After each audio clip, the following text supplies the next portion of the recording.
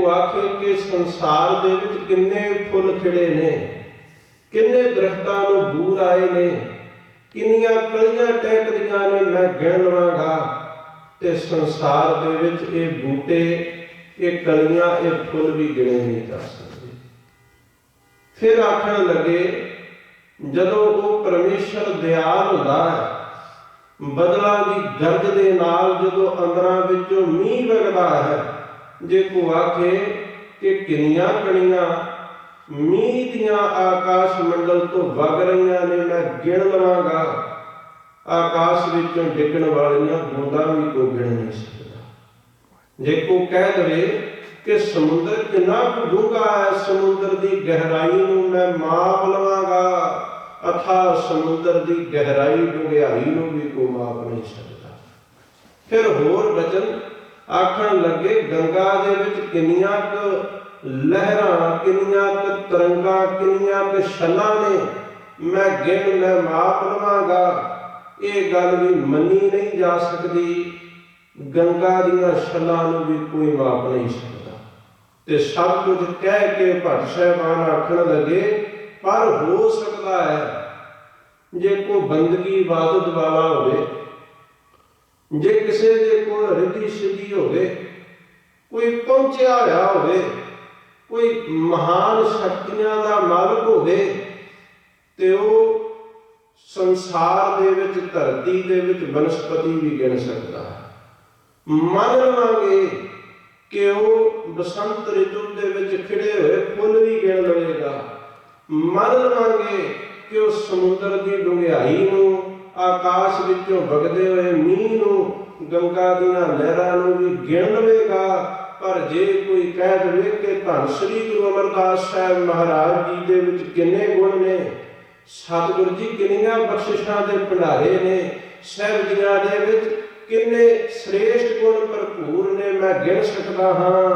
ते भट्ट साहिबान आखण लगे संसार में कोई ऐसी शक्ति, कोई ऐसी करामात, कोई ऐसी रिद्धि सिद्धि है ही नहीं जो धन श्री गुरु अमरदास साहब महाराज जी के गुणां नूं, सतगुरां जी के परोपकारां नूं, मेरे साहब जी दियां बख्शिशां नूं गिण सके। गुरमुख जन कीर्तन कर रहे सन, घन हर बूंद बसूरो मावल, कुसुम बसंत गनंत न आवै, रब सस किरण उदर सागर को, गंग तरंग अंत को पावै, रुद्र ध्यान ज्ञान सतगुर के, कब जन भले नह जो गावै, भले अमरदास गुण तेरे, तेरी उपमा तुहे बन आवै। आखण लगे श्री गुरु अमरदास साहब महाराज जी की उपमा ते वडियाई कोई संसार विच इहो जिहा पैमाना बनिया ही नहीं जिस नाल मेरे सतगुरां जी की वडियाई की गिणती मिणती हो सके। धन श्री गुरु अमरदास साहब महाराज जिन्हां ने दर्शाया गुरमुख बूढ़े कदे नाही, जिन्हां ने दर्शाया कि उस वाहिगुरु परमेश्वर दे नाल जुड़न की कोई उम्र नहीं, कोई आरजा नहीं। वो वाहिगुरु परमेश्वर इहो जिहा दयाल है, जीवन की किसी भी अवस्था दे विच सच्चे दे नाल जुड़िया जाए तो वाहिगुरु परमेश्वर कंठ लाए अवगुण सब मेटा है, वो वाहिगुरु परमेश्वर अपने कंठ के नाल ला लेता। धन श्री गुरु अमरदास साहब महाराज सारी जिंदगी बतीत हो गई हरिद्वार की धरती ते पावन गंगा नदी दे विच इशनान करने वास्ते जाते हैं। अगे साल दे विच एक बार जाया करते, हुण बुजुर्गी नूं प्राप्त होए, घर गृहस्थी तो जिम्मेवारियां समाप्त करके हुण 6 महीनों दे एक बार, साल दे विच 2 बार गंगा इशनान वास्ते जाया करते। श्री गुरु अमरदास साहब महाराज अज फिर गंगा इशनान वास्ते गए ते इशनान करके आउंदियां होया एक साधु एक संत मिलिया। ਵਾਹਿਗੁਰੂ ਪਰਮੇਸ਼ਰ ਦੇ ਨਾਲ ਜੁੜਿਆ ਹੋਇਆ ਹੈ। ਤੇ ਸ੍ਰੀ ਗੁਰੂ ਅਮਰਦਾਸ ਸਾਹਿਬ ਮਹਾਰਾਜ ਜੀ ਦੀ ਜ਼ਿੰਦਗੀ ਦੇ ਵਿੱਚ ਰੱਬੀ ਗੁਣ ਵੇਖਦਾ ਹੈ। ਜਦੋਂ ਕਿਸੇ ਸੋਹਣੇ ਬਾਗ ਦੇ ਸੁਗੰਧੀਦਾਰ ਫੁੱਲ ਨੂੰ ਕੋਈ ਸਿਆਣਾ ਵੇਖੇ ਤੇ ਉਸ ਸੋਹਣੇ ਬਾਗ ਦੇ ਫੁੱਲਾਂ ਨੂੰ ਵੇਖ ਕੇ ਪੁੱਛ ਲਿਆ ਕਰਦਾ ਹੈ ਕਿ ਇਸ ਦੀ ਸਾਂਭ ਸੰਭਾਲ ਕਰਨ ਵਾਲਾ ਮਾਲੀ ਕੌਣ ਹੈ। ਪਹਿਲਾਂ ਤੇ ਸਤਿਗੁਰਾਂ ਜੀ ਦੇ ਸੋਹਣੇ ਸੁਚੱਜੇ ਜੀਵਨ ਤੋਂ ਇੰਨਾ ਪ੍ਰਭਾਵਿਤ ਹੋਇਆ, ਜਿਸ ਤਰ੍ਹਾਂ ਸੋਹਣਾ ਫੁੱਲ ਖਿੜੇ ਤੇ ਭਵਰਿਆਂ ਨੂੰ ਹਾਕਾਂ ਨਹੀਂ ਮਾਰਨੀਆਂ ਪੈਂਦੀਆਂ। ਸੋਹਣਾ ਫੁੱਲ ਖਿੜਨ ਦੇ ਨਾਲ ਭਵਰੇ ਆਪਣੇ ਆਪ ਗੁਜ਼ਾਰਾ ਪਾਉਂਦੇ ਉਸ ਫੁੱਲ ਉੱਤੇ ਆ ਜਾਂਦੇ ਨੇ। ਸ੍ਰੀ ਗੁਰੂ ਅਮਰਦਾਸ ਸਾਹਿਬ ਮਹਾਰਾਜ ਜੀ ਦੇ ਜੀਵਨ ਨੇ ਇਹਨੂੰ ਇਸ ਕਦਰ ਪ੍ਰਭਾਵਿਤ ਕੀਤਾ। ਸਾਹਿਬ ਜੀ ਦੇ ਨਾਲ ਬਚਨ ਵਿਲਾਸ ਕਰਦਿਆਂ ਹੋਇਆਂ ਪਤਾ ਨਹੀਂ ਚੱਲਿਆ ਕਦੋਂ ਸਤਿਗੁਰਾਂ ਜੀ ਦੇ ਗ੍ਰਹਿ ਵਿਖੇ ਸਾਹਿਬ ਜੀਆਂ ਦੇ ਨਾਲ ਪਹੁੰਚ ਗਿਆ। ਸ੍ਰੀ ਗੁਰੂ ਅਮਰਦਾਸ ਸਾਹਿਬ ਮਹਾਰਾਜ ਜਿਨ੍ਹਾਂ ਨੇ ਬੜਾ ਮਾਨ ਸਨਮਾਨ, ਬੜੀ ਸੇਵਾ ਇਸ ਸਾਧੂ ਦੀ ਕੀਤੀ, ਤੇ ਅੱਜ ਇਸ ਸਾਧੂ ਨੂੰ ਆਪਣੇ ਘਰ ਭੋਜਨ ਪ੍ਰਸ਼ਾਦਾ ਛਕਾਇਆ। ਭੋਜਨ ਪ੍ਰਸ਼ਾਦਾ ਛਕ ਕੇ ਜਦੋਂ ਰਾਤ ਨੂੰ ਇਹ ਸਾਧੂ ਆਰਾਮ ਕਰਨ ਲੱਗਾ, ਬਾਬਾ ਅਮਰਦਾਸ ਜੀ ਤੋਂ ਪੁੱਛਣ ਲੱਗਾ। ਉਹ ਕਹਿਣ ਲੱਗਾ, ਭਲਾ ਦੱਸੋ ਤੇ ਸਹੀ, ਇਸ ਸੋਹਣੇ ਫੁੱਲ ਦਾ ਮਾਲੀ ਕੌਣ ਹੈ? ਤੁਹਾਨੂੰ ਇਹ ਸ੍ਰੇਸ਼ਟ ਜੀਵਨ ਸਿੱਖਿਆ ਦੇਣ ਵਾਲਾ ਗੁਰੂ ਕੌਣ ਹੈ? ਤੁਹਾਡਾ ਪੀਰ ਤੇ ਮੁਰਸ਼ਿਦ ਕਿਹੜਾ ਹੈ? ਤੇ ਬਾਬਾ ਅਮਰਦਾਸ ਜੀ ਵੈਰਾਗ ਦੇ ਵਿੱਚ ਆ ਕੇ ਆਖਣ ਲੱਗੇ, ਕਹਿਣ ਲੱਗੇ, ਬਾਬਾ ਜੀ, ਹੇ ਸੰਤ ਜੀ, ਮੈਂ ਸੱਚ ਕਹਿੰਦਾ ਹਾਂ, ਸਾਰੀ ਜ਼ਿੰਦਗੀ ਬਤੀਤ ਹੋ ਗਈ, ਅਜੇ ਤਾਈਂ ਉਸ ਕਿਸੇ ਨੂੰ ਆਪਣਾ ਗੁਰੂ ਨਹੀਂ ਬਣਾਇਆ, ਹਜੇ ਤਾਈਂ ਕੋਈ ਮੁਰਸ਼ਿਦ ਮਿਲਿਆ ਹੀ ਨਹੀਂ, ਹਜੇ ਤਾਈਂ ਕੋਈ ਪੀਰ ਧਾਰਨ ਹੀ ਨਹੀਂ ਕੀਤਾ। ਜਦੋਂ ਇਸ ਸਾਧੂ ਨੇ ਗੱਲ ਸੁਣੀ, ਅੱਗ ਬਬੂਲਾ ਹੋ ਗਿਆ। ਅੱਖਾਂ ਵਿੱਚੋਂ ਮਾਨੋ ਕ੍ਰੋਧ ਦੀ ਅੱਗ ਨਿਕਲਦੀ ਹੋਵੇ ਤੇ ਗੁੱਸੇ ਦੇ ਵਿੱਚ ਆਖਣ ਲੱਗਾ, ਮੇਰੀ ਜ਼ਿੰਦਗੀ ਦਾ ਨੇਮ ਸੀ, ਮੈਂ ਬੇਪੀਰੇ ਤੋਂ, ਮੈਂ ਨਿਗਰੇ ਤੋਂ ਕਦੀ ਪਾਣੀ ਦਾ ਗਲਾਸ ਨਹੀਂ ਸੀ ਪੀਤਾ, ਅੱਜ ਨਿਗਰੇ ਦੇ ਘਰ ਦਾ ਭੋਜਨ ਛਕ ਲਿਆ, ਮੇਰਾ ਜੀਵਨ ਭ੍ਰਿਸ਼ਟ ਹੋ ਗਿਆ। ਸ੍ਰੀ ਗੁਰੂ ਅਮਰਦਾਸ ਸਾਹਿਬ ਮਹਾਰਾਜ ਜੀ ਦੇ ਕੰਨਾਂ ਵਿੱਚ ਜਦੋਂ ਇਹ ਬੋਲ ਪਏ ਤੇ ਸ੍ਰੀ ਗੁਰੂ ਅਮਰਦਾਸ ਸਾਹਿਬ ਮਹਾਰਾਜ ਜੀ ਦਾ ਹਿਰਦਾ ਬਿਲਕਦਾ ਹੈ। ਅੱਜ ਮਨ ਦੇ ਵਿੱਚ ਵੈਰਾਗ ਪੈਦਾ ਹੋਇਆ ਹੈ। ਅੱਜ ਕੁਝ ਵੀ ਚੰਗਾ ਨਹੀਂ ਲੱਗ ਰਿਹਾ। ਉਸ ਸਾਧੂ ਦੇ ਇਹ ਬੋਲ ਇਉਂ ਚੁਭੇ ਨੇ ਜਿਸ ਤਰ੍ਹਾਂ ਅਰਜੁਨ ਦੀ ਕਮਾਨ ਦੇ ਵਿੱਚੋਂ ਚੜਿਆ ਹੋਇਆ ਤੀਰ ਵੈਰੀ ਦੀ ਛਾਤੀ ਦੇ ਵਿੱਚ ਵੱਜਦਾ ਹੈ। ਸਾਰੀ ਰਾਤ ਸ੍ਰੀ ਗੁਰੂ ਅਮਰਦਾਸ ਸਾਹਿਬ ਮਹਾਰਾਜ ਜੀ ਨੂੰ ਨੀਂਦਰ ਨਹੀਂ ਪੈਂਦੀ। ਇੱਕ ਇੱਕ ਘੜੀ ਕਈ ਵਰਿਆਂ ਵਾਂਗ ਬਤੀਤ ਹੋ ਰਹੀ ਹੈ। ਵੈਰਾਗ ਦੇ ਵਿੱਚ ਜ਼ਾਰੋ ਜ਼ਾਰ ਅੱਖਾਂ ਵਿੱਚੋਂ ਹੰਝੂ ਵਗੀ ਜਾ ਰਹੇ ਨੇ ਤੇ ਕੰਨਾਂ ਦੇ ਵਿੱਚ ਉਹ ਸਾਧੂ ਦੇ ਬੋਲ, ਨਿਗਰੇ ਦਾ ਸੰਗ, ਉਹ ਸਾਧੂ ਦੇ ਬੋਲ ਕਿ ਮੇਰਾ ਜੀਵਨ ਭ੍ਰਿਸ਼ਟਿਆ ਗਿਆ, ਇਹ ਬੋਲ ਵਾਰ-ਵਾਰ ਕੰਨਾਂ ਦੇ ਵਿੱਚ ਵੱਜ ਰਹੇ। ਇਸ ਪ੍ਰਕਾਰ ਰਾਤ ਦਾ ਸਮਾਂ ਬਤੀਤ ਹੋਇਆ। ਚਿੰਤਾ ਤੇ ਫਿਕਰਾਂ ਦੇ ਵਿੱਚ ਸਮਾਂ ਲੰਘ ਗਿਆ, ਪਤਾ ਨਹੀਂ ਚੱਲਿਆ ਕਦੋਂ ਅੰਮ੍ਰਿਤ ਵੇਲੇ ਦਾ ਸਮਾਂ ਹੋਇਆ। ਤੇ ਜਦੋਂ ਅੰਮ੍ਰਿਤ ਵੇਲੇ ਦਾ ਸਮਾਂ ਹੋਇਆ ਤੇ ਸ੍ਰੀ ਗੁਰੂ ਅਮਰਦਾਸ ਸਾਹਿਬ ਮਹਾਰਾਜ ਜੀ ਦੇ ਆਪਣੇ ਵਿਹੜੇ ਦੇ ਵਿੱਚ ਗੁਰੂ ਨਾਨਕ ਦੀ ਸੋਹਣੀ, ਗੁਰੂ ਨਾਨਕ ਦੇ ਸੋਹਣੇ ਕਲਾਮ ਦੀ, ਗੁਰੂ ਬਾਬੇ ਦੀ ਸੋਹਣੀ ਬਾਣੀ ਦੀ ਆਵਾਜ਼ ਆਉਂਦੀ ਹੈ।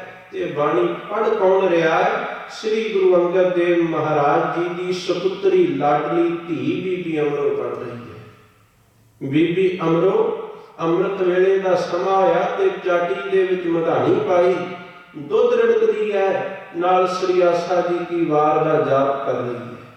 ਕੰਨਾਂ ਦੇ ਵਿੱਚ ਜਦੋਂ ਸ੍ਰੀ ਆਸਾ ਜੀ ਕੀ ਵਾਰ ਦਾ ਜਾਪ ਸੁਣਾਈ ਦਿੱਤਾ ਤੇ ਬਾਬਾ ਅਮਰਦਾਸ ਜੀ ਨੂੰ ਇਉਂ ਜਾਪਦਾ ਹੈ ਜਿਸ ਤਰ੍ਹਾਂ ਕਿਸੇ ਜ਼ਖਮੀ ਦੇ ਜ਼ਖਮ ਉੱਤੇ ਕੁੰਭਲ ਬਣਾ ਰਿਹਾ ਹੈ। ਇਉਂ ਜਾਪਦਾ ਹੈ ਜਿਵੇਂ ਕੋਈ ਸਦੀਆਂ ਤੋਂ ਤਰਸੇ ਤਿਹਾਏ ਨੂੰ ਪਾਣੀ ਦੇ ਰਿਹਾ ਹੈ। ਇਉਂ ਜਾਪਦਾ ਹੈ ਜਿਵੇਂ ਕੋਈ ਰੋਗੀ ਨੂੰ ਔਸ਼ਧੀ ਦੇ ਰਿਹਾ ਹੈ। ਇਉਂ ਜਾਪਦਾ ਹੈ ਜਿਸ ਪ੍ਰਕਾਰ ਕੋਈ ਭੁੱਖੇ ਨੂੰ ਭੋਜਨ ਦੇ ਰਿਹਾ ਹੈ। ਸ੍ਰੀ ਗੁਰੂ ਅਮਰਦਾਸ ਸਾਹਿਬ ਮਹਾਰਾਜ ਜਿਉਂ-ਜਿਉਂ ਬਾਣੀ ਸੁਣਦੇ ਨੇ ਤਿਉਂ-ਤਿਉਂ ਹਿਰਦੇ ਨੂੰ ਬੜਾ ਧਰਵਾਸ, ਬੜਾ ਭਰੋਸਾ ਤੇ ਹਿਰਦੇ ਵਿੱਚ ਬੜਾ ਪ੍ਰੇਮ ਪੈਦਾ ਹੋ ਰਿਹਾ। ਬੀਬੀ ਅਮਰੋ ਜੀ ਦੇ ਕੋਲ ਜਾ ਕਰਕੇ ਬੇਨਤੀ ਕੀਤੀ, ਬੱਚੀਏ, ਇਹ ਬਾਣੀ ਕਿਸ ਦੀ ਹੈ? ਇਹ ਪਵਿੱਤਰ ਬੋਲ ਕਿਸ ਦੇ ਨੇ? ਤੇ ਬੀਬੀ ਅਮਰੋ ਜੀ ਨੇ ਦੱਸਿਆ ਇਹ ਬੋਲ ਧੰਨ ਸ੍ਰੀ ਗੁਰੂ ਨਾਨਕ ਦੇਵ ਮਹਾਰਾਜ ਜੀ ਦੇ ਨੇ। ਬੇਨਤੀ ਕਰਨ ਲੱਗੇ ਸ੍ਰੀ ਗੁਰੂ ਨਾਨਕ ਦੇਵ ਮਹਾਰਾਜ ਹੁਣ ਕਿੱਥੇ ਮਿਲਣਗੇ? ਬੀਬੀ ਅਮਰੋ ਆਖਣ ਲੱਗੀ ਗੁਰੂ ਨਾਨਕ ਹੁਣ ਸ੍ਰੀ ਗੁਰੂ ਅੰਗਦ ਦੇਵ ਮਹਾਰਾਜ ਜੀ ਦੇ ਵਿੱਚ, ਮੇਰੇ ਪਿਤਾ ਜੀ ਦੇ ਵਿੱਚ ਵਿਸ਼ਰਾਮ ਕਰਦੇ ਨੇ, ਵਸਦੇ ਨੇ। ਸ੍ਰੀ ਗੁਰੂ ਨਾਨਕ ਦੇਵ ਮਹਾਰਾਜ ਨਾ ਤੇ ਕਿਸੇ ਮੰਦਰ ਦੇ ਵਿੱਚ, ਨਾ ਕਿਸੇ ਦੇਹਰੇ ਦੇ ਵਿੱਚ, ਸ੍ਰੀ ਗੁਰੂ ਅੰਗਦ ਦੇਵ ਮਹਾਰਾਜ ਗੁਰੂ ਅੰਗਦ ਦੇ ਹੀਏ ਦੇ ਵਿੱਚ ਵਸਦੇ ਨੇ। ਸ੍ਰੀ ਗੁਰੂ ਅੰਗਦ ਦੇਵ ਮਹਾਰਾਜ ਜੀ ਦੇ ਦਰਸ਼ਨ ਕਰਨ ਵਾਸਤੇ ਹਿਰਦੇ ਦੇ ਵਿੱਚ ਚਾਹ ਪੈਦਾ ਹੋਈ। ਪਰ ਬੀਬੀ ਅਮਰੋ ਕਹਿਣ ਲੱਗੀ ਮੇਰੇ ਸਤਿਗੁਰਾਂ ਜੀ ਦਾ, ਮੇਰੇ ਸੋਹਣੇ ਬਾਬਲ ਦਾ ਮੈਨੂੰ ਇਹ ਹੁਕਮ ਹੈ ਕਿ ਜਦੋਂ ਤੱਕ ਸਾਡੀ ਆਗਿਆ ਨਾ ਹੋਵੇ ਉਦੋਂ ਤੱਕ ਸਾਡੇ ਘਰ ਨਾ ਆਵੇ। ਧੰਨ ਉਹ ਪਿਤਾ ਗੁਰੂ ਤੇ ਧੰਨ ਉਹ ਧੀ ਜਿਸ ਨੇ ਆਪਣੇ ਪਿਤਾ ਦੀ ਇਸ ਸਿੱਖਿਆ ਨੂੰ ਹਿਰਦੇ ਵਿੱਚ ਵਸਾਇਆ।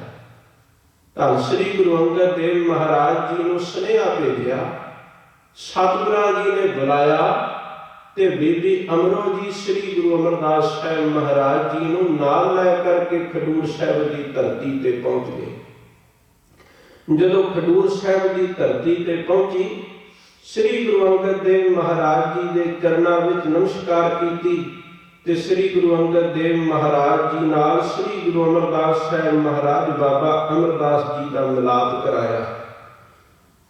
ਬਾਬਾ ਅਮਰਦਾਸ ਜੀ ਅੱਜ ਕੁੜਮ ਦੇ ਰਿਸ਼ਤੇ ਨਾਲ ਗੁਰੂ ਅੰਗਦ ਦੇਵ ਮਹਾਰਾਜ ਜੀ ਨਾਲ ਮਿਲਾਪ ਨਹੀਂ ਕਰ ਰਹੇ, ਸਗੋਂ ਭਗਤ ਬਣ ਕਰਕੇ, ਸਿੱਖ ਬਣ ਕਰਕੇ, ਮੁਰੀਦ ਬਣ ਕਰਕੇ ਅੱਜ ਸ੍ਰੀ ਗੁਰੂ ਅੰਗਦ ਦੇਵ ਮਹਾਰਾਜ ਜੀ ਦੇ ਚਰਨਾਂ ਵਿੱਚ ਆਏ।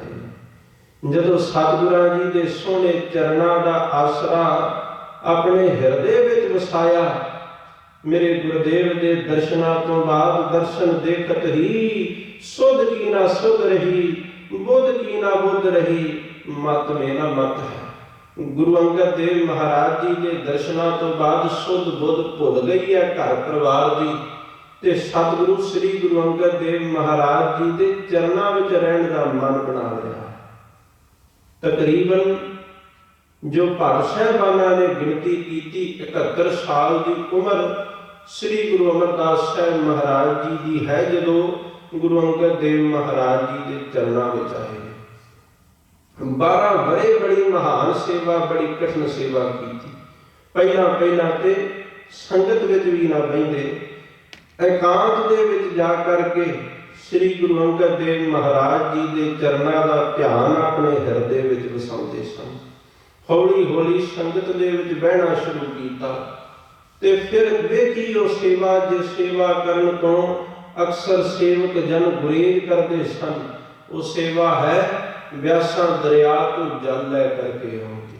ਉਸ ਸਮੇਂ ਪਾਣੀ ਦੀ ਕਿੱਲਤ ਹੋਇਆ ਕਰਦੀ ਤੇ ਵਿਆਸਾਂ ਦਰਿਆ ਤੋਂ ਲੰਗਰ ਪ੍ਰਸ਼ਾਦੇ ਵਾਸਤੇ, ਜਲ ਛਕਣ ਵਾਸਤੇ ਤੇ ਸ੍ਰੀ ਗੁਰੂ ਅੰਗਦ ਦੇਵ ਮਹਾਰਾਜ ਜੀ ਦੇ ਇਸ਼ਨਾਨ ਵਾਸਤੇ ਜਲ ਆਇਆ ਕਰਦਾ। ਹੌਲੀ ਹੌਲੀ ਸ੍ਰੀ ਗੁਰੂ ਅਮਰਦਾਸ ਸਾਹਿਬ ਮਹਾਰਾਜ ਜੀ ਨੇ ਸਾਰੀ ਸੇਵਾ ਸੰਭ ਲਈ। ਪਹਿਲਾਂ ਲੰਗਰ ਵਾਸਤੇ ਜਲ ਲੈ ਕਰਕੇ ਆਉਂਦੇ ਤੇ ਹੌਲੀ ਹੌਲੀ ਬਾਬਾ ਅਮਰਦਾਸ ਜੀ ਸ੍ਰੀ ਗੁਰੂ ਅੰਗਦ ਦੇਵ ਮਹਾਰਾਜ ਜੀ ਦੇ ਇਸ਼ਨਾਨ ਵਾਸਤੇ ਵੀ ਗਾਗਰ ਵਿੱਚੋਂ, ਗਾਗਰ ਨਾਲ ਵਿਆਸਾਂ ਦਰਿਆ ਤੋਂ ਖਡੂਰ ਸਾਹਿਬ ਦੀ ਧਰਤੀ ਤੇ ਜਲ ਲੈ ਕਰਕੇ ਆਉਣ ਲੱਗੇ। ਇਸ ਸੇਵਾ ਵਿੱਚ ਹੋਰ ਵਾਧਾ ਹੋਇਆ। ਸ੍ਰੀ ਗੁਰੂ ਅੰਗਦ ਦੇਵ ਮਹਾਰਾਜ ਜੀ ਦੇ ਵਸਤਰ ਧੋਣ ਦੀ ਸੇਵਾ ਵੀ ਹੁਣ ਸ੍ਰੀ ਗੁਰੂ ਅਮਰਦਾਸ ਸਾਹਿਬ ਮਹਾਰਾਜ ਜੀ ਕਰਨ ਲੱਗੇ। ਫਿਰ ਜੰਗਲਾਂ ਦੇ ਵਿੱਚੋਂ ਲੱਗਣਾ ਬਾਲਣ ਲੰਗਰ ਵਾਸਤੇ ਲੈ ਕਰਕੇ ਆਉਣਾ। ਆਏ ਗਏ ਜੋ ਸ਼ਰਧਾਲੂ ਸਿੱਖ ਨੇ ਉਹਨਾਂ ਦੀ ਮੁੱਠੀ ਚਾਪੀ ਕਰਨੀ ਤੇ ਇਸੇ ਪ੍ਰਕਾਰ ਸੰਗਤਾਂ ਨੂੰ ਭਰੇ ਦੀਵਾਨ ਦੇ ਵਿੱਚ ਪੱਖਾ ਝੱਲਣਾ। ਇਹ ਸੇਵਾ ਸ੍ਰੀ ਗੁਰੂ ਅਮਰਦਾਸ ਸਾਹਿਬ ਮਹਾਰਾਜ ਜੀ ਕਰਦੇ। ਬੜੀ ਕਠਿਨ, ਬੜੀ ਮਹਾਨ ਸੇਵਾ ਕਰਦੇ ਤੇ ਬਦਲੇ ਦੇ ਵਿੱਚ ਸ੍ਰੀ ਗੁਰੂ ਅੰਗਦ ਦੇਵ ਮਹਾਰਾਜ ਜੀ ਨੇ ਇਹਨਾਂ 12 ਵਰ੍ਹਿਆਂ ਦੇ ਵਿੱਚ ਸ੍ਰੀ ਗੁਰੂ ਅਮਰਦਾਸ ਸਾਹਿਬ ਮਹਾਰਾਜ ਜੀ ਨੂੰ ਇੱਕ ਵਾਰ ਬੁਲਾਇਆ, ਕਵਾਇਆ ਵੀ ਨਹੀਂ। ਜਿੰਨੇ ਸੇਵਕ, ਜਿੰਨੇ ਸਿੱਖ ਨੇ, ਕਈ ਤੇ ਸ੍ਰੀ ਗੁਰੂ ਅਮਰਦਾਸ ਸਾਹਿਬ ਮਹਾਰਾਜ ਜੀ ਦੀ ਸੇਵਾ ਤੇ ਸ਼ਰਧਾ ਧਾਰਦੇ ਤੇ ਕਈ ਇਹੋ ਜਿਹੇ ਵੀ ਸਨ ਜਿਹੜੇ ਬੋਲ ਕਬੋਲ ਬੋਲਦੇ ਤੇ ਇਸ ਤਰ੍ਹਾਂ ਵੀ ਆਖ ਦਿੰਦੇ ਸਨ ਕਿ ਰੋਟੀ ਮਾਰੇ ਆਪਣੇ ਕੁੜਮਾਂ ਦੇ ਘਰ ਪਾਣੀ ਪਿਆ ਪਿਉਂਦਾ ਹੈ। ਪਰ ਸ੍ਰੀ ਗੁਰੂ ਅਮਰਦਾਸ ਸਾਹਿਬ ਮਹਾਰਾਜ ਜੀ ਦੀ ਅਵਸਥਾ ਬਣ ਗਈ ਸੀ, ਅਬ ਹਮ ਚਲੀ ਠਾਕੁਰ ਪਹਿਹਾਰੂ, जब हम शरण प्रभु की आई, राख प्रभु पवै मारू, लोगन की चतुराई उपमा, ते वै संतर जार, कोई बुरा कहो भावें भला कहो, हम तन दियो है डार। लोकां दी परवाह नहीं करते, लोकां दा बोल कबोल अपने हिरदे विच सहारदे ते महापुरख आख्या करदे सन कि तपां विचों बड़ा तप है किसी दा बोल कबोल अपने हिरदे उत्ते सहार लेना। ये तप श्री गुरु अमरदास साहिब महाराज जी ने कमाया। लोकां दे बोल कबोल भी सहारे, पर बोल कबोल सहार के भी धन श्री गुरु अंगद देव महाराज जी की सेवा न छड़ी। इस सेवा ने जीवन दे विच भाग लाए ते सेवा ने रतियां सदियां भी पैदा कर दी। पर श्री गुरु अंगद देव महाराज जी ने समझाया कि गुरसिੱਖੀ अंदर अजर नूं जरना वड्डी खेड ते करामात है। धन श्री गुरु अमरदास साहिब महाराज जी ने अजर नूं जरिया। इन्हां 12 वरियां अंदर श्री गुरु अंगद देव महाराज जी वालों बख्शिशां होईयां 12 ਸਰੋਪਿਆਂ ਦੀਆਂ। 12 ਸਿਰੋਪਾਉ धन श्री गुरु अमरदास साहिब महाराज जी नूं गुरु अंगद देव महाराज जी वालों बख्शिश होए ते जिहड़ा ਸਰੋਪਾ श्री गुरु अंगद देव महाराज जी वालों बख्शिश हुंदा वो अपने सीस उत्ते बन लैंदे सन। दूजे साल एक होर ਸਰੋਪਾ उस ਸਰੋਪਾਉ ਦੇ ਉੱਤੇ एक होर ਸਰੋਪਾਉ बन लैंदे ते ये ਸਰੋਪਾਉ डिग ना जान एक बरीक जी रस्सी भी अपने सीस उत्ते बन लैंदे सन। सेवा करदियां करदियां अज 12 बरे बतीत होए। हौली हौली ये शरीर जर्जरा हो गया, बुजुर्गी नूं प्राप्त होया। पर जिवें जिवें ये शरीर बुजुर्ग हो रहा है, हिरदे विच प्रेमा भगती उस तरह वध रही है। शरीर का बल जिवें जिवें घट रहा है, चेहरे उत्ते रौनक लालियां डलकदियां ने। वो जसवी ते महाप्रतापी चेहरा धन श्री गुरु अमरदास साहिब महाराज जी का होया। अज श्री गुरु अंगद देव महाराज जी ने कह लईए ऐसी प्रकृति है। अज बदल गरज रहे ने, बिजलियां चमकदियां ने ते मूसलाधार बरखा आकाश मंडलों विचों वग रही है। शेरां दे गुर्राण दीयां आवाज़ां आउंदियां ने, जंगल बियाबान है, काली मौली रात है ते अमृत वेले धन श्री गुरु अमरदास साहिब महाराज पानी की गागर इशनान वास्ते श्री गुरु अंगद देव महाराज जी लई ब्यासा दरिया तो लैन लई जा रहे हैं। इन्ना क मींह अज वरिया है कि अज सारे जंगल दे विच सारे राह दे विच चिकड़ हो गया, गोडे गोडे गारा हो गया, चलना भी औखा हो गया, बुजुर्गी भरिया शरीर। पर श्री गुरु अमरदास साहिब महाराज श्री गुरु अंगद देव महाराज जी के चरणों का ध्यान धरदिया होया ते गागर लै करके वापस आ रहे।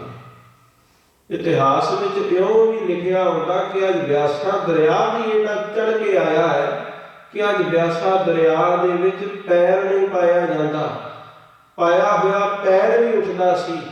पर श्री गुरु अमरदास साहिब महाराज जी ने गागर भर लई, वापस आउण लगे। वापस आउंदियां होया राह दे विच एक जुलाहे का घर है। इस जुलाहे ने एक करीर का किला उत्थे पुटिया होया है ते नाल इस जुलाहे की खड्डी है जिथे बह करके अपने कपड़ियां का काम करया करदा सी। श्री गुरु अंगद देव महाराज जी तुरे आ रहे ने, उस करीर के किले दे नाल पैर अड़िया है ते उस खड्डी दे विच श्री गुरु अमरदास साहिब महाराज जी डिग पए ने। पर सतगुरां जी ने अपने शरीर दे डिगदियां होया भी उस गागर की संभाल की मतां ये गागर का पानी डुल जाए तो श्री गुरु अंगद देव महाराज जी के इशनान में अज विघन पै जाए। तो जदों खड़के की आवाज़ हुई, खड़के की आवाज़ के नाल एकदम जुलाहा उठ गया। तो जुलाहा उठ के आखन लगा, वेखिए किते साडे घर कोई चोर तो नहीं आया। उसकी घरवाली आखन लगी, इस घर विचों ते दिन रात मेहनत करके सानू भी कोई कुछ लभदा थिआउंदा, भला चोर नूं की लभ जावेगा। इन्नी रात विच होर कौन होवेगा? उही है अमरू नथावां जिहड़ा अपने कुड़मां दा पानी पिया ढोंदा है। श्री गुरु अमरदास साहब महाराज जी के कन्नी जदों ये बोल पए, श्री गुरु अमरदास साहब महाराज वैराग दे विच भिज गए ने। अखां विचों वैराग का जल वगण लगा। ते श्री गुरु अमरदास साहब महाराज जी ने सहज सुभाए आखिया, आखन लगे, कमलिए मैं सच अंदर अगे नथावां सां, पर धन श्री गुरु अंगद देव महाराज जी के चरणों ने मैनूं थावां वाला कर दिता है। मैं सच अंदर न्योटा सां, पर जदों दी मैनूं गुरु नानक दे घर दी ओट मिली है, हुण मैं न्योटा नहीं रहा। ये वचन कह करके श्री गुरु अमरदास साहब महाराज खडूर साहब की धरती ते पहुंच गए। श्री गुरु अंगद देव महाराज जानी जान सतगुरु जी सब कुछ जानते हैं। अज 12 वरियां बाद पहली बार श्री गुरु अंगद देव महाराज जी ने गुरु अमरदास साहब महाराज जी को बुलाया, बड़ा प्रेम किया, बड़ा स्नेह किया। ते इन्नी देर दे विच वो जुलाहा अपनी घरवाली को लै करके आ गया।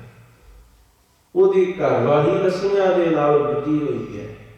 श्री गुरु अंगद देव महाराज जी के चरणों में पुकार करन लगा, कहन लगा, सतगुरु जी, श्री गुरु नानक देव महाराज जी के प्रतख हजूर स्वरूप सतगुरु कृपा करो। रात तुहाडे सेवक परथाए मेरी घरवाली ने बोल कबूल बोले सन, शान खिलाफ एक कुछ बोली सी, जिसका सदका कमली हो गई है। श्री गुरु अंगद देव महाराज जी श्री गुरु अमरदास साहब महाराज को बुलाते हैं, आखन लगे, पुरखा भला राती की होया, सानू सारा प्रसंग दस। ते श्री गुरु अमरदास साहब महाराज जी ने सारा प्रसंग सुनाया। दसिया कि हे महाराज, मैनू नथावां कहंदी सी, मैं ते इन्ना ही आखिया सी कि मैं नथावां उदों सां जदों गुरु नानक का दर मैनूं प्राप्त नहीं सी होया। अज ते मैं थां वाला बन गया। गुरु अमरदास साहब महाराज जी ने जिथे कंठ के नाल लाया, उत्थे ही श्री गुरु अंगद देव महाराज जी ने अम्यो दृष्ट शुभ करे हरै अग पाप सकल मल। श्री गुरु अंगद देव महाराज जी ने जदों अमृत दृष्टि दे नाल तकिया, ते उस अमृत दृष्टि विच एहो जी ताकत है, एहो जी अजमत है, एहो जी करामात है कि उस कमली हुई स्त्री नूं फिर तो नौवरनों कर दिता। श्री गुरु अमरदास साहब महाराज जी ने अपने कंठ के नाल लाया। तो इतिहास कहता है, उस दिन 12 श्री गुरु अमरदास साहब महाराज जी ने बख्शिशां श्री गुरु अंगद देव महाराज जी ने दी। उस दिन गुरु अंगद देव महाराज जी आखन लगे, निथावियां दा थान गुरु अमरदास, निमाणियां दा मान गुरु अमरदास, न्योटियां दी ओट गुरु अमरदास, निगत्तियां दी गत गुरु अमरदास, निपत्तियां दी पत गुरु अमरदास। इस तरह 12 बख्शिशां धन श्री गुरु अमरदास साहब महाराज जी ने बख्शियां, कंठ के नाल ला करके ते धन श्री गुरु अमरदास साहब महाराज जी ने गुरियाई का तख्त दिता। बाबा बुढ़ा साहब जी ने बुलाया, बाबा बुढ़ा साहब जी ने गुरियाई का तिलक दिता है। ते धन श्री गुरु अंगद देव महाराज जी ने गुरु नानक निरंकारी सतगुरां जी की जोत धन श्री गुरु अमरदास साहब महाराज सतगुरां जी के विच विराजमान करके, ते जिवें भाई गुरदास साहब जी ने लिखिया, सतगुर होआ सतगुरु अचरज अमर अमर वरताया। आखन लगे, श्री गुरु अंगद देव महाराज सतगुरां जी ने अपने नाल जोड़ करके ਗੁਰੂ ਅਮਰਦਾਸ ਸਾਹਿਬ ਮਹਾਰਾਜ ਜੀ ਨੂੰ ਅਮਰ ਕਰ ਦਿੱਤਾ ਹੈ। ਇਹ ਅਚਰਜ ਜੋਜ ਸ੍ਰੀ ਗੁਰੂ ਅਮਰਦਾਸ ਸਾਹਿਬ ਮਹਾਰਾਜ ਜੀ ਉੱਤੇ ਗੁਰੂ ਅੰਗਦ ਦੇਵ ਮਹਾਰਾਜ ਜੀ ਨੇ ਵਰਤਾਇਆ। ਸਤਿਗੁਰੂ ਹੋਵਾ ਸਤਿਗੁਰੂ ਅਚਰਜ ਅਮਰ ਅਮਰ ਵਰਤਾਇਆ, ਸੋ ਟਿੱਕਾ ਸੋ ਬਹਿਣਾ ਸੋਈ ਸੱਚਾ ਹੁਕਮ ਚਲਾਇਆ। ਖੋਲ ਖਜ਼ਾਨਾ ਸ਼ਬਦ ਦਾ ਸਾਧ ਸੰਗ ਸੱਚ ਮੇਲ ਮਿਲਾਇਆ। ਧੰਨ ਸ੍ਰੀ ਗੁਰੂ ਅਮਰਦਾਸ ਸਾਹਿਬ ਮਹਾਰਾਜ ਜੀ ਨੂੰ ਆਪਣਾ ਰੂਪ ਗੁਰੂ ਅੰਗਦ ਦੇਵ ਮਹਾਰਾਜ ਜੀ ਨੇ ਅੱਜ ਦੇ ਪਵਿੱਤਰ ਦਿਨ ਬਣਾਇਆ ਸੀ। ਸੋ ਆਪ ਸਭਨਾਂ ਨੂੰ ਸ੍ਰੀ ਗੁਰੂ ਅਮਰਦਾਸ ਸਾਹਿਬ ਮਹਾਰਾਜ ਜੀ ਦੇ ਪਾਵਨ ਗੁਰਿਆਈ ਦਿਵਸ ਦੀਆਂ ਬੇਅੰਤ ਵਧਾਈਆਂ। ਜਿੱਥੇ ਅੱਜ ਗੁਰੂ ਅਮਰਦਾਸ ਸਾਹਿਬ ਮਹਾਰਾਜ ਜੀ ਦਾ ਗੁਰਿਆਈ ਪੁਰਬ ਹੈ, ਉੱਥੇ ਹੀ ਜਮਿਆ ਪੂਤ ਭਗਤ ਗੋਬਿੰਦ ਕਾ, ਪ੍ਰਗਟਿਆ ਸਭ ਮੈਂ ਲਿਖਿਆ ਧੁਰ ਕਾ। ਸ੍ਰੀ ਗੁਰੂ ਗੋਬਿੰਦ ਸਿੰਘ ਸਾਹਿਬ ਮਹਾਰਾਜ ਜੀ ਦੇ ਲਖਤੇ ਜਿਗਰ ਮੇਰੇ ਸਤਿਗੁਰਾਂ ਜੀ ਦੇ ਸਾਹਿਬਜ਼ਾਦੇ ਫਰਜ਼ੰਦ ਬਾਬਾ ਜੁਝਾਰ ਸਿੰਘ ਸਾਹਿਬ ਜੀ ਦਾ ਵੀ ਅੱਜ ਆਗਮਨ ਪੁਰਬ ਹੈ। ਬਾਬਾ ਜੁਝਾਰ ਸਿੰਘ ਜੀ ਦਾ ਆਗਮਨ ਪੁਰਬ ਮਾਤਾ ਜੀਤੋ ਦੀ ਕੁੱਖ ਤੋਂ ਅਨੰਦਪੁਰ ਸਾਹਿਬ ਦੀ ਧਰਤੀ ਤੇ ਹੋਇਆ। ਧੰਨ ਸ੍ਰੀ ਗੁਰੂ ਗੋਬਿੰਦ ਸਿੰਘ ਸਾਹਿਬ ਮਹਾਰਾਜ ਜੀ ਦੀ ਨਿਗਰਾਨੀ ਦੇਖ ਰੇਖ ਹੇਠ ਬਾਬਾ ਅਜੀਤ ਸਿੰਘ, ਬਾਬਾ ਜੁਝਾਰ ਸਿੰਘ, ਬਾਬਾ ਜੋਰਾਵਰ ਸਿੰਘ ਤੇ ਬਾਬਾ ਫਤਿਹ ਸਿੰਘ ਬੜਾ ਖੂਬ ਪਲੇ ਨੇ। ਬੜੀ ਖਾਸ ਪਰਵਰਿਸ਼ ਸ੍ਰੀ ਗੁਰੂ ਗੋਬਿੰਦ ਸਿੰਘ ਸਾਹਿਬ ਮਹਾਰਾਜ ਕਰਾਈ। ਛੋਟੀ ਉਮਰ ਦੇ ਵਿੱਚ ਹੀ ਸ਼ਸਤਰ ਵਿਦਿਆ ਤੇ ਸ਼ਾਸਤਰ ਵਿਦਿਆ ਭਾਈ ਮਨੀ ਸਿੰਘ ਜੀ ਵਰਗੇ ਵੱਡੇ ਉਸਤਾਦਾਂ ਪਾਸੋਂ ਬਾਬਾ ਅਜੀਤ ਸਿੰਘ ਜੀ ਤੇ ਬਾਬਾ ਜੁਝਾਰ ਸਿੰਘ ਜੀ ਨੇ ਪ੍ਰਾਪਤ ਕੀਤੀ ਹੈ। ਬਾਬਾ ਜੁਝਾਰ ਸਿੰਘ ਜੀ ਜੋਬਨ ਅਵਸਥਾ ਨੂੰ ਪ੍ਰਾਪਤ ਹੋ ਰਹੇ ਨੇ, ਮਸ਼ਹਰੇ ਫੁੱਟ ਰਹੇ ਨੇ। ਲੰਮੇਰਾ ਇਤਿਹਾਸ ਹੈ ਕਿਸ ਪ੍ਰਕਾਰ ਧੰਨ ਸ੍ਰੀ ਗੁਰੂ ਗੋਬਿੰਦ ਸਿੰਘ ਸਾਹਿਬ ਮਹਾਰਾਜ 8 ਮਹੀਨੇ ਦੇ ਘੇਰੇ ਤੋਂ ਬਾਅਦ ਆਪਣੇ ਸਿੱਖਾਂ ਸਮੇਤ, ਆਪਣੀਆਂ ਫੌਜਾਂ ਸਮੇਤ, ਆਪਣੇ ਲਵ ਲਸ਼ਕਰ ਸਮੇਤ, ਆਪਣੀਆਂ ਸੰਗਤਾਂ ਸਮੇਤ ਅਨੰਦਪੁਰ ਸਾਹਿਬ ਤੋਂ ਚਾਲੇ ਪਹੁੰਚੇ ਨੇ। ਪਿੱਛੋਂ ਇਹ ਪਹਾੜੀਏ ਤੇ ਤੁਰਕ ਆਪਣੇ ਕੀਤੇ ਹੋਏ ਕੌਲ ਇਕਰਾਰ ਨੂੰ ਭੁੱਲਦਿਆਂ ਹੋਇਆਂ, ਜਿਸ ਤਰ੍ਹਾਂ ਜੋਗੀ ਅੱਲਾ ਯਾਰ ਖਾਨ ਨੇ ਲਿਖਿਆ ਹੈ, ਧੋਖਾ ਦਿਆ ਹਰ ਸਿੰਘ ਕੋ ਪੈਮਾ ਸ਼ਿਕਨੋਂ ਨੇ, ਬੇ ਮਿਹਰੋ ਬੇ ਧਰਮੋ ਇਮਾ ਸ਼ਿਕਨੋਂ ਨੇ, ਯਾ ਅਲੀ ਦੇ ਨਾਰੇ ਲਾਉਂਦਿਆਂ ਹੋਇਆ ਚੜ ਕਰਕੇ ਆ ਗਏ। ਬਾਬਾ ਜੀਤ ਸਿੰਘ ਸਾਹਿਬ ਜੀ ਨੇ ਇਹਨਾਂ ਦਾ ਮੁਕਾਬਲਾ ਉੱਚੇ ਟਿੱਲੇ ਦੇ ਉੱਤੇ ਬੜੀ ਬਖੂਬੀ ਦੇ ਨਾਲ ਕੀਤਾ। ਸ੍ਰੀ ਗੁਰੂ ਗੋਬਿੰਦ ਸਿੰਘ ਸਾਹਿਬ ਮਹਾਰਾਜ ਆਪਣੇ ਇਹਨਾਂ ਦੋਵਾਂ ਫਰਜ਼ੰਦਾਂ ਸਮੇਤ ਸਰਸਾ ਦਰਿਆ ਨੂੰ ਪਾਰ ਕਰ ਜਾਂਦੇ ਨੇ। ਇੱਥੇ ਪਰਿਵਾਰ ਦਾ ਵਿਛੋੜਾ ਹੋਇਆ। ਬਾਬਾ ਅਜੀਤ ਸਿੰਘ ਜੀ, ਬਾਬਾ ਜੁਝਾਰ ਸਿੰਘ ਜੀ 10ਵੇਂ ਪਾਤਸ਼ਾਹ ਤੇ ਨਾਲ 38 ਸਿੰਘ ਸਰਸਾ ਦਰਿਆ ਪਾਰ ਕਰਕੇ ਰੋਪੜ ਤੋਂ ਚਮਕੌਰ ਵੱਲ ਤੁਰ ਜਾਂਦੇ ਨੇ।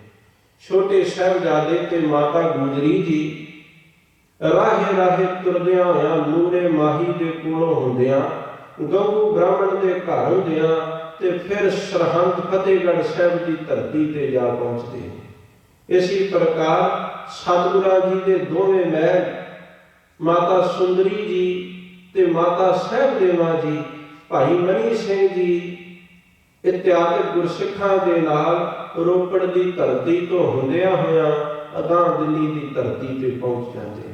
ਜਦੋਂ ਸ੍ਰੀ ਗੁਰੂ ਗੋਬਿੰਦ ਸਿੰਘ ਸਾਹਿਬ ਮਹਾਰਾਜ ਪਹੁੰਚਦੇ ਚਮਕੌਰ ਦੀ ਗੜੀ ਵਿੱਚ, ਜਿਸ ਖਿੱਤੇ में कहते थे जाना, ये वही है जिस जहाँ से लुट के है जाना, ये वही है जिस जहाँ पे बच्चों को है लुटाना, ये वही है मट्टी कह देती है ठिकाना, ये वही है। श्री गुरु गोबिंद सिंह साहब महाराज चमकौर की गड़ी विखे पहुँच गए। सतगुरां जी ने शाम का दीवान सजाया। श्री रहरा साहब जी के जाप होए, श्री सोहला साहब जी के जाप होए ते रात के समय सारे सिंह आराम करन लगे। पिछों 10 लाख फौजा याली के नारे मारदिया होया, गर्दों गुबार उठाउंदिया होया ते चढ़ करके आ रही हैं। धन श्री गुरु गोबिंद सिंह साहब महाराज जी ने जफरनामे विच भी लिखिया, पातशाह आखण लगे कृष्ण है के कारे कुनद चिह नर के दै लख बराए बरो बेखबर। आखण लगे औरंगजेब तू बड़ी ज़्यादती कीती है, तू न्याय ते इंसाफ नहीं कीता। एक पासे 40 फणभाणे सिंह ਤੇ ਉਹਨਾਂ ਨੂੰ ਫੜਨ ਵਾਸਤੇ ਤੂੰ 40 ਲੱਖ ਫੌਜਾਂ ਘੱਲੀਆਂ। ਜਦੋਂ 40 ਲੱਖ ਫੌਜਾਂ ਆ ਗਈਆਂ ਤੇ ਬੜਾ ਘਮਸਾਨ ਦਾ ਜੰਗ ਹੋਇਆ। ਸਿੰਘਾਂ ਨੇ ਆਪਣੀ ਤੇਗਾਂ ਦੇ ਜੌਹਰ ਵਿਖਾਏ ਤੇ ਬਾਬਾ ਅਜੀਤ ਸਿੰਘ ਸਾਹਿਬ ਜੀ ਨੇ ਆਗਿਆ ਲਈ। ਬਾਬਾ ਅਜੀਤ ਸਿੰਘ ਜੀ ਰਣ ਦੇ ਮੈਦਾਨ ਦੇ ਵਿੱਚ ਉਤਰੇ। ਅਨੇਕਾਂ ਫੱਟ ਖਾਂਦਿਆਂ ਹੋਇਆਂ, ਵੈਰੀਆਂ ਦੀਆਂ ਝਾਲਾਂ ਝੱਲਦਿਆਂ ਹੋਇਆਂ, ਆਪਣੇ ਸ਼ਸਤਰਾਂ ਦੇ ਜੌਹਰ ਵਿਖਾਉਂਦਿਆਂ ਹੋਇਆਂ ਬਾਬਾ ਅਜੀਤ ਸਿੰਘ ਸਾਹਿਬ ਜੀ ਰਣ ਦੇ ਮੈਦਾਨ ਵਿੱਚ ਸ਼ਹਾਦਤ ਦਾ ਜਾਮ ਪੀ ਜਾਂਦੇ।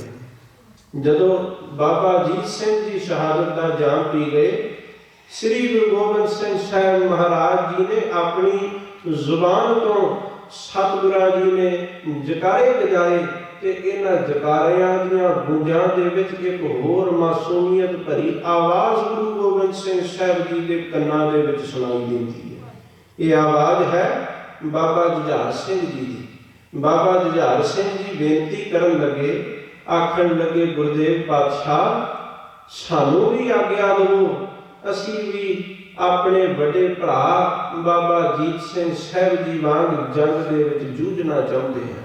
भाई से बिछड़ के हमें जीना नहीं आता, खाना नहीं, सोना नहीं, पीना नहीं भाता। हे महाराज, सानू भी आज्ञा दो, असी भी रण के मैदान दे विच जूझीए। ते श्री गुरु गोबिंद सिंह साहब महाराज जी दे बोल की सी?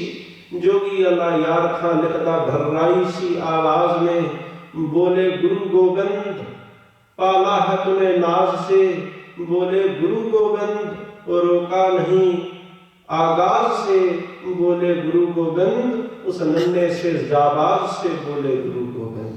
श्री गुरु गोबिंद सिंह साहब महाराज जी नूं आखण लगे, बाबा जुझार सिंह जी नूं कहण लगे, आओ तुम्हारे तने पाक पे शस्त्र सजा दूं, नन्ही सी कमान छोटी सी तलवार पहना दूं, ये देते हैं खंजर, इसे शमशीर समझना, ने जा नहीं दादा का तीर समझना, जो मरे इनसे उन्हें बेपीर समझना, अगर जख्म आए तो रोना नहीं दिलगीर समझना।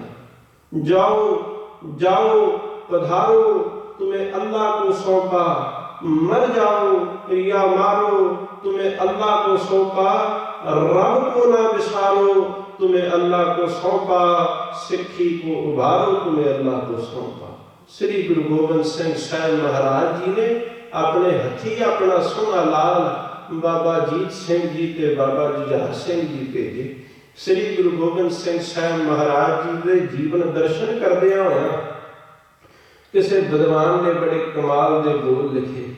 वो आखन लगा, राही कोई प्रीत दियां मंजिलां दा, मंजिल एदा मकाम दा वेखिया ना, राह राह ते राज नूं मार ठोकर, हीरे लाल मुकाम दा वेखिया ना, हंसा जय प्यारिया पुत्तां नूं, झोली मौत दी पावदा कोई वेखिया ना, ते पिता कोई पुत दी लाश अगे गीत खुशी दे गम दा वेखिया ना।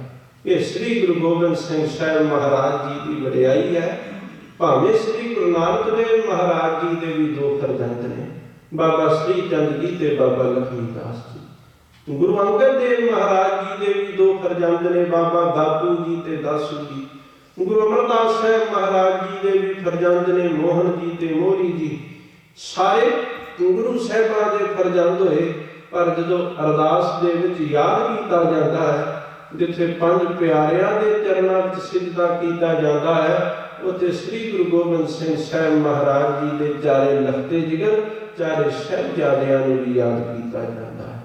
ये महान वडियाई है उन्हां दी, जिन्हां ने सिक्खी तो अपने आपे नूं ते कुर्बान कर दिता, पर जिउंदियां जी सिक्खी नूं भेठ ना विखाई, सिक्खी नूं दाग ना लगन दिता। उन्हां दे चरनां दे विच बेअंत बेअंत वार प्रणाम नमस्कार है। आप सबनां नूं बाबा जुझार सिंह साहब जी के पावन जन्म दिहाड़े की, पावन आगमन दिहाड़े दियां भी बेअंत बेअंत वधाइयां। आओ रहिंदे समय अंदर लड़ीवार गुर शब्द विचारां नाल सांझ पाईए। पावन विचार आरंभण तो पहला जोड़िए सतगुरां जी के पवित्र चरनां का ध्यान करिए, रसना नूं पवित्र ਤੇ ਪ੍ਰੇਮ ਸਹਿਤ ਆਖੀਏ ਜੀ ਸਤਿਨਾਮ ਸ੍ਰੀ ਵਾਹਿਗੁਰੂ। ਸਤਿਨਾਮ ਸ੍ਰੀ ਵਾਹਿਗੁਰੂ। ਪੌੜੀ ਹਰ ਏਕ ਨਿਰੰਜਨ ਗਾਈਐ। ਪਾਤਸ਼ਾਹ ਆਖਣ ਲੱਗੇ ਜੇ ਗਾਉਣਾ ਹੈ ਤੇ ਗਾਵੋ ਉਸ ਇੱਕ ਵਾਹਿਗੁਰੂ ਪਰਮੇਸ਼ਰ ਨੂੰ, ਜਿਸ ਵਾਹਿਗੁਰੂ ਪਰਮੇਸ਼ਰ ਨੂੰ ਇਹ ਸਾਰਾ ਸੰਸਾਰ ਹੀ ਗਾ ਰਿਹਾ ਹੈ, ਜਿਸ ਵਾਹਿਗੁਰੂ ਪਰਮੇਸ਼ਰ ਨੂੰ ਗਾ ਰਹੀ ਹੈ ਬਨਸਪਤੀ, ਜਿਸ ਵਾਹਿਗੁਰੂ ਪਰਮੇਸ਼ਰ ਨੂੰ ਗਾ ਰਹੇ ਨੇ ਦੇਵੀ ਦੇਵਤੇ, ਜਿਸ ਵਾਹਿਗੁਰੂ ਪਰਮੇਸ਼ਰ ਨੂੰ ਗਾ ਰਿਹਾ ਹੈ ਪੌਣ ਤੇ ਪਾਣੀ। ਭਲਿਓ ਜੇ ਸੰਸਾਰ ਦੇ ਵਿੱਚ ਕਿਸੇ ਦਾ ਜਸ ਗਾਉਣਾ ਤੇ ਉਸ ਵਾਹਿਗੁਰੂ ਪਰਮੇਸ਼ਰ ਦਾ ਜਸ ਗਾਓ। ਗਾਓ ਉਸ ਵਾਹਿਗੁਰੂ ਪਰਮੇਸ਼ਰ ਨੂੰ, ਜਿਸ ਵਾਹਿਗੁਰੂ ਪਰਮੇਸ਼ਰ ਨੂੰ ਉਹਦੀਆਂ ਵੱਖਰੀਆਂ ਵੱਖਰੀਆਂ ਵਡਿਆਈਆਂ ਕਰਕੇ ਸੰਸਾਰ ਗਾ ਰਿਹਾ ਹੈ। ਕਿਹੜੀਆਂ ਵੱਖਰੀਆਂ ਵੱਖਰੀਆਂ ਵਡਿਆਈਆਂ? ਗਾਵੈ ਕੋ ਗੁਣ ਵਡਿਆਈਆਂ ਚਾਰ, ਗਾਵੈ ਕੋ ਵਿਦਿਆ ਵਿਖਮ ਵਿਚਾਰ, ਗਾਵੈ ਕੋ ਸਾਜ ਕਰੇ ਤਨਖੇ, ਗਾਵੈ ਕੋ ਜੀ ਲੈ ਫਿਰਦੇ। ਉਸ ਵਾਹਿਗੁਰੂ ਪਰਮੇਸ਼ਰ ਨੂੰ ਗਾਓ ਜਿਸ ਦੀਆਂ ਇਹ ਸਾਰੀਆਂ ਵਡਿਆਈਆਂ ਨੇ। ਹਰ ਏਕ ਨਿਰੰਜਨ ਗਾਈਐ। ਤੇ ਉਸ ਪਰਮੇਸ਼ਰ ਦਾ ਇੱਕ ਬੜਾ ਵੱਡਾ ਮਹਾਨ ਗੁਣ ਹੈ, ਉਹ ਪਰਮੇਸ਼ਰ ਨਿਰੰਜਨ ਹੈ। ਨਿਰੰਜਨ ਦਾ ਭਾਵ ਕੀ ਹੋਇਆ ਕਰਦਾ ਹੈ? ਅੰਜਨ ਨਾਮ ਹੈ ਕਾਵਖ ਦਾ, ਅੰਜਨ ਨਾਮ ਹੈ ਮਾਇਆ ਦਾ।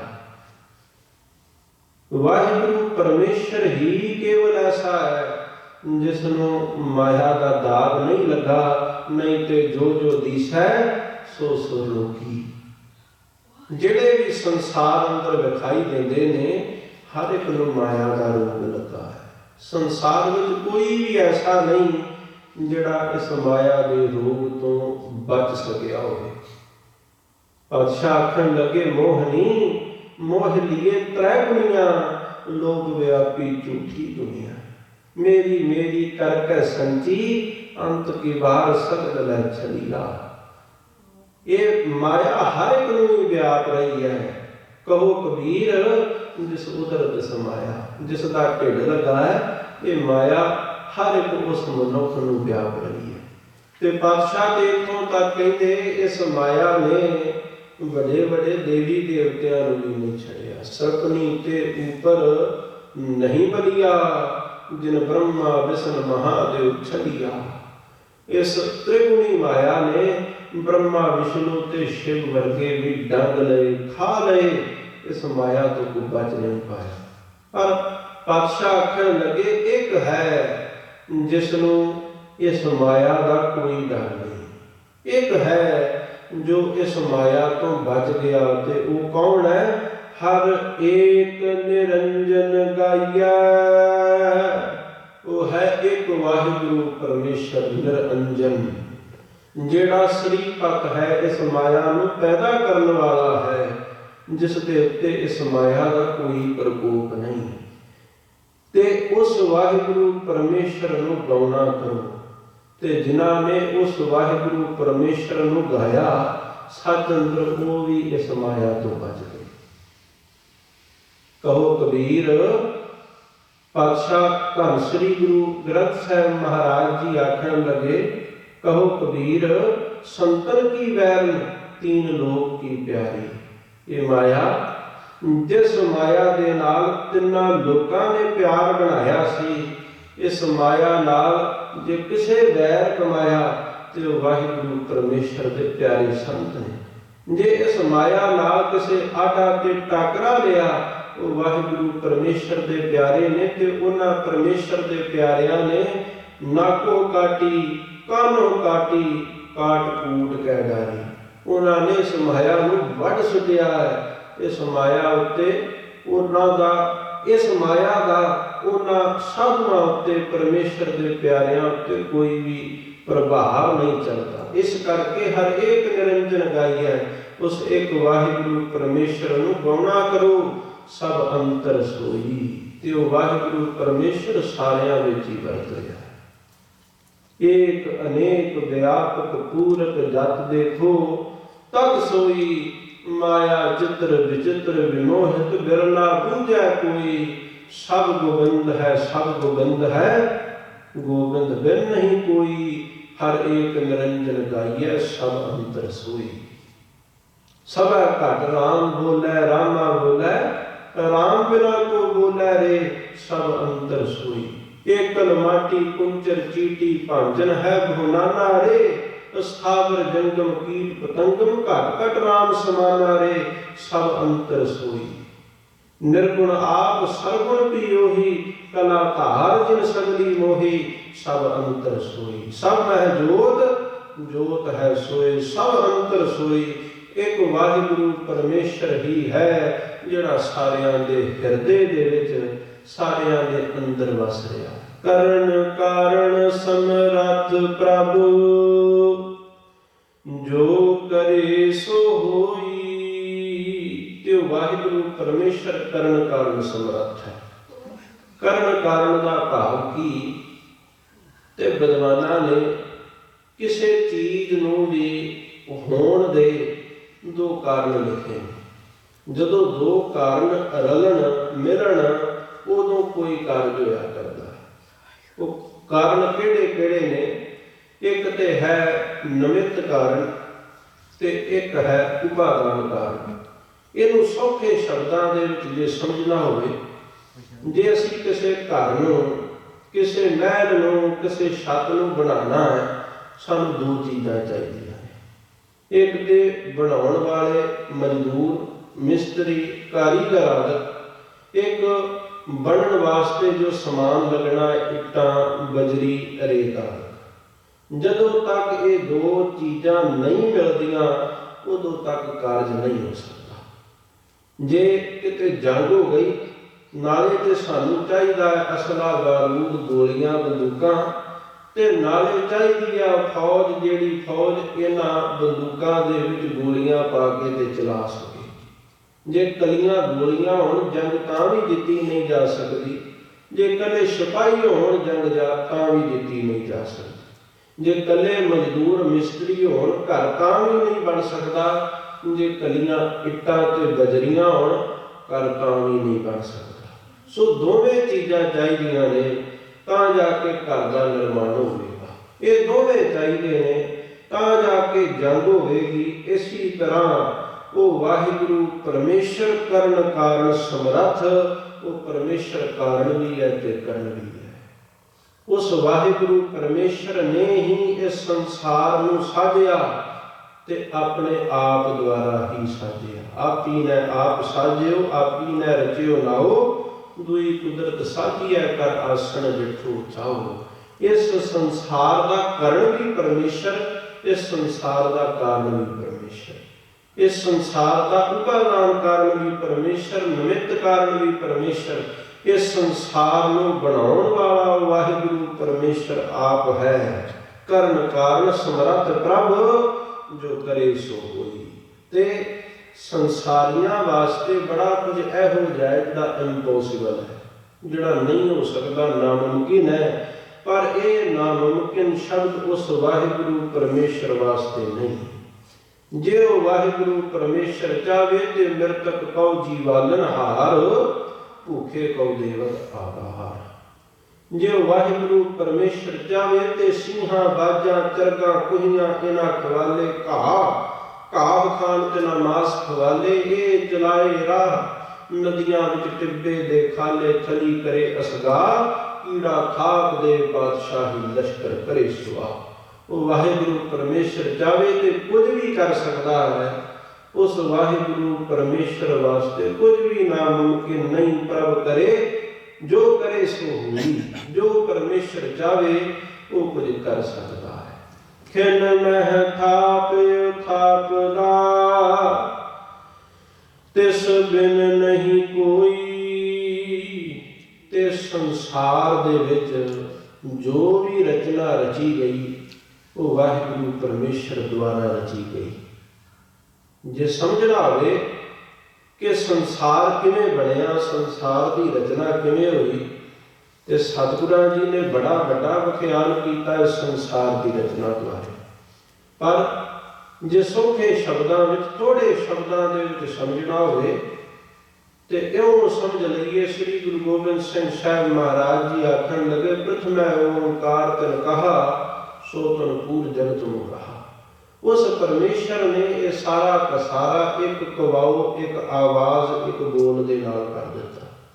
ਇੱਕ ਬੋਲ ਸੱਚੇ ਨੇ ਉਚਾਰਿਆ, ਜਿਸ ਬੋਲ ਨੂੰ ਰਿਗਵੇਦ ਦੇ ਵਿੱਚ ਆਖਿਆ ਹੈ, ਏਕੋ ਹੂ ਬਹੁ ਸਿਆਮ ਹੈ, ਮੈਂ ਇੱਕ ਤੋਂ ਅਨੇਕ ਹੋ ਜਾਵਾਂ।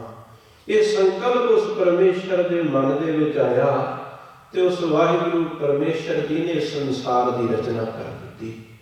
ਇਸ ਸੰਸਾਰ ਦੀ ਸਥਾਪਨਾ ਕਰਨ ਵਾਲਾ ਵੀ ਉਹ ਤੇ ਇਸ ਸੰਸਾਰ ਦੀ ਸਮਾਪਤੀ ਕਰਨ ਵਾਲਾ ਵੀ ਉਹ। ਕਿਸੇ ਨੇ ਕੋਈ ਘਰ ਬਣਾਉਣਾ ਹੋਵੇ, ਘਰ ਬਣਾਉਣ ਤੋਂ ਬੜੇ ਚਿਰ ਪਹਿਲਾਂ ਉਸ ਘਰ ਨੂੰ ਬਣਾਉਣ ਦੀ ਤਿਆਰੀ ਕਰਨੀ ਪੈਂਦੀ ਹੈ।